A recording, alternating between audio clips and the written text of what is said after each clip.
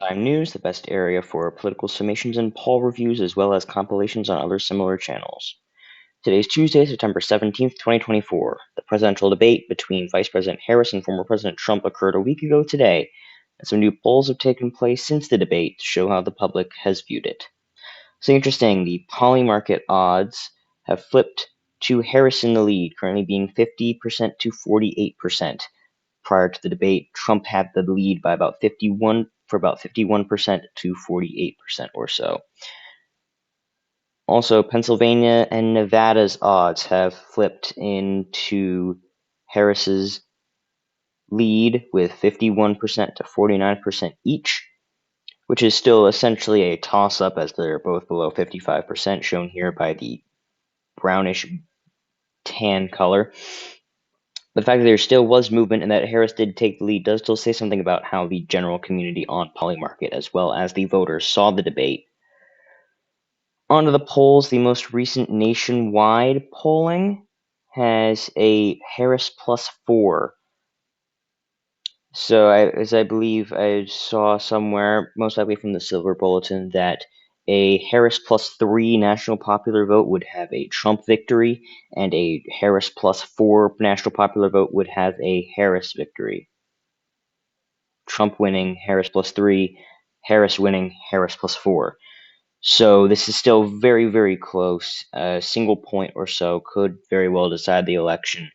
But Harris' margin has increased by over half a point somewhat recently, as seen here on the Silver Bulletin. You scroll down, we've seen a recent increase in the past week of over half a point and just under half a point over the last month. Most of Trump's margins are within a point. Florida, of course, being 4.2, Texas almost 6, Arizona just over a point, half a point in Georgia, 0.2 in North Carolina.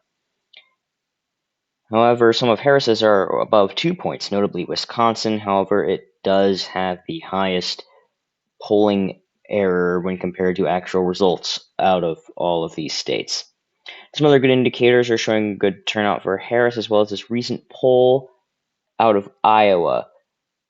As we can see here, it has Trump only up by 4 points, which is a much less than might be expected. Chipping away at a Trump +8 state in 2016 and in 2020. And such similar cutting away to other states could have Florida back to 2016 levels, such as a 1.5 or so, and potentially as well as Texas being within somewhat striking distance of flipping blue over the next cycle or so. For the core Rust Belt trio, things have been very tilty so far, as the most recent poll out of Pennsylvania up here has Trump up by 2 points by insider advantage out of 800 likely voters. However, one taken last week by Suffolk University of 500 likely voters has Harris up by 3. As far as other forecasters go, Election Predictions Official in his most recent video has Pennsylvania going for Trump by about a point to a 1.5, and Red Eagle Politics has the Keystone State going to Trump by between 1 to 2 points, while Understand Politics has the state going to Harris by between half a point and 2 points. I have bias ratings for multiple other forecasters. If anyone's interested, please let me know in the comments. I can release that upon request and add multiple other forecasters as well. The largest prize being Pennsylvania, we can't ignore the others. But first, let's fill in this map with our safe, likely, and lean states. For Harris, these would be Washington, Oregon, California, Hawaii, Colorado, Illinois, New York, Vermont, Maine's 1st Congressional District, Massachusetts, Rhode Island, Connecticut, New Jersey, Maryland, Delaware, and DC are safe. Then we have New Mexico, Minnesota, Virginia, New Hampshire, and Maine's statewide contest as likely, and Nebraska's 2nd Congressional District as lean. Next up for Trump, we have Alaska, Montana, Idaho, Utah, Wyoming, North and South Dakota, the rest of Nebraska, don't mind me here, the rest of Nebraska, Kansas, Oklahoma, Missouri, Arkansas, Louisiana, Mississippi, Alabama, South Carolina, Tennessee, Kentucky, West Virginia, and Indiana. Likely are Texas, Florida, Ohio, and Iowa. And lean would be Maine's 2nd congressional district. Now, note that these are chances to go for a candidate and are not very indicative of margins, as we may see some different margins based on popular vote turnout for each candidate, such as in 2020, Kansas was only Trump plus 14, while traditionally a safe margin is 15. But on this map, due to the very high chances that it would go for Trump again, it would still be as safe. Now, I did say not too long ago that Iowa is appearing to be a bit more competitive, as that poll was only R plus 4, but I don't think it'll actually go for Harris. Just that we may see the lowest Republican margin since Obama won it in 2012. And also considering it's only one poll, we can't base an entire prediction on this, as well as also Polymarket still having Iowa being 91% for Trump. So way outside of an actual likely rating, so even having it in likely as compared to safe is a bit of a stretch. Same goes for Ohio, but as of now, I'm going to go a bit conservative as far as placing states in safe. But once we get within 1 month of election day or so, I'll probably upgrade states such as Minnesota, Iowa, Ohio to safe. However, not Virginia, because it has been polling relatively close. Most likely that will still be going blue when it actually does come down to it on election night. All right, the swing states. These 93 electoral votes that are here currently still as toss-up will decide the presidency. Trump needs to win the 3 largest, being North Carolina, Georgia, and Pennsylvania, in order to win, and Harris just needs to win the Rust Belt trio of Pennsylvania, Michigan, and Wisconsin. There's many factors to each, but Pennsylvania is the key prize on election night. 19 key electoral votes up for grabs. It shifted only 1.9 points to the left from 2016 to 2020, seem here quite a bit less than a lot of the nation, including very, very red states such as West Virginia and Kentucky shifted by quite a bit more. Indiana, Texas by 3, Arizona by 4, quite a few very blue states or very red states, including Montana, shifted by over 4 points. Kansas shifted by 6, Colorado by 9. Pennsylvania only shifted by 2 points, so that's actually relatively small amount of shift. However, that was more than enough to flip the state for Biden. So it seems to be relatively steady compared to the rest of the nation. However, it's more than close enough that the shift could easily tilt the state as a whole. Now, going for an actual prediction for these tilt states based on poll closing time. First off is Georgia, a reliably Republican state until Biden flipped it by just a few thousand votes in 2020. It appears to be favoring Trump slightly, with him ahead in the polls by 0.3 points, 0.6 points so far, and with previous trends and a continuous lead throughout since the beginning of September, essentially. I am going to be there, 0.3. I'm going to be putting it down into the Trump column. I will be putting it down as tilt Trump, excuse me. North Carolina closes next, along with West Virginia and Ohio at, I believe it's 8:30. Trump has a very, very slim margin of 0.2 points in the Tar Heel state. And however, based on its voting streak and past thought that it would flip, followed by continuous Republican results, as it was thought that it would probably flip blue in 2020, but then it voted for Trump by over a point. I do think that North Carolina will go for the former president. It's a must-win for him. It is the most right-leaning of all the states here, based on 2020 margins that are tilt states.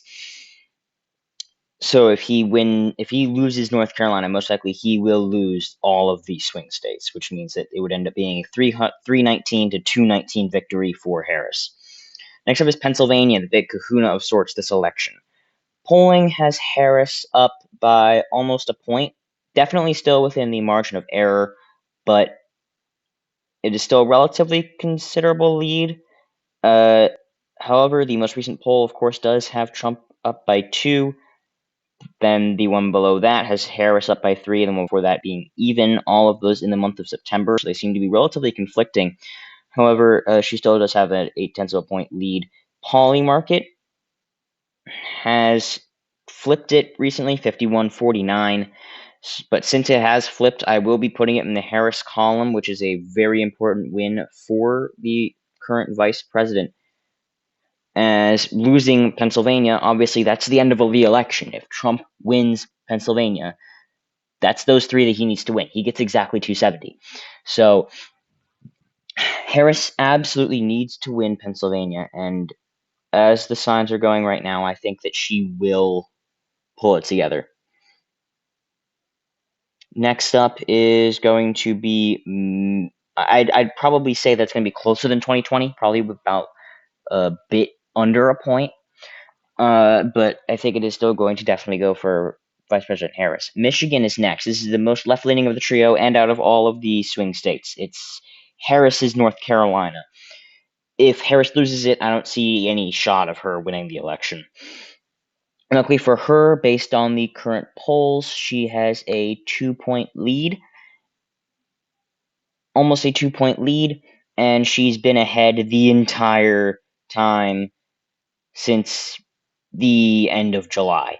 So I don't see any issue with her potentially losing the state, as polls have definitely gotten more accurate since in 2016, where we had Clinton obviously polling way ahead and she ended up losing the state. But I do think that actually she will manage to win the state of Michigan within probably a bit over a point. Not as much as Biden's 2.3 point, I believe, victory in 2020, but again, it's going to be a noticeable victory.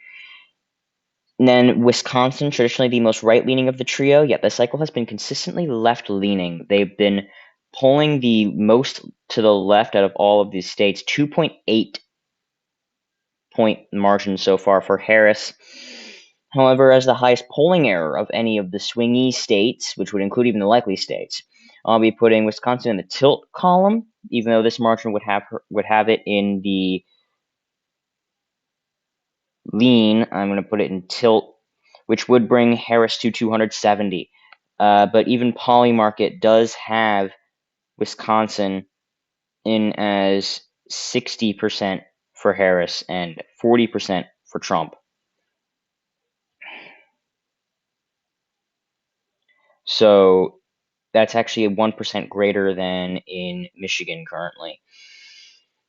So that does put Harris exactly at 270 electoral votes, which would mean that she would win the presidential election. However, we still do have 2 states left that could have, if Trump wins them, would be a very, very tight election. Next up is Arizona, where Harris is within striking distance. However, Trump does hold a 0.3 of a point lead currently, which is a bit lower than it was, because the more recent polls are benefiting Harris, and the ones that aren't getting included anymore generally benefited Trump. But a 0.3 of a point lead that is definitely flippable, very, very well within the margin of error, but due to the fact that he's consistently been ahead for a long time, for basically the entire month, and that they're much more the abortion issue is not going to be as large of a thing, which is one of Democrats' most leading issues. I think that it is actually going to go Republican against my gut feeling that I kept on bringing back to. Polymarket has it at 61% for Trump, so I think it will go for the former vice president when it does come down to November 5th. And last but not least is Nevada, and while it does only have 6 electoral votes, it could provide a safety buffer for Harris if she wins it, or could give Donald Trump the edge that he might need to potentially set things up if he does end up winning it. Now, based on recent polling, Harris has taken the lead recently. She has a 0.7 of a point lead. It was very, very close even, and then Trump had a lead, and Harris had a lead earlier than that, but it is a 0.7 point lead currently. And so and based on the history of Nevada being a consistently blue state, I'm going to put it into tilt for Harris. I do think that It will go red in 2028 or beyond, as it did shift right in respect to the nation between 2016 and 2020, and I expect it to do it again in 2024 as compared to 2020. However, I think the turnout in the Vegas area will still be enough to hold it in for the vice president as opposed to Donald Trump.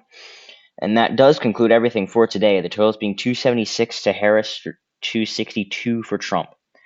Please let me know if you enjoyed the video, and also if you'd like me to release my scale for different forecasters here on YouTube. It's based off the accuracy of their 2020 predictions, obvious biases, and more information. Please do subscribe if you'd like to see more of this. Let me know in the comments if you'd like to hear more or see more of.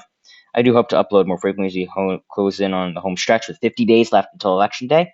But until then, I hope to see you all later, and I hope you all do have a fabulous day.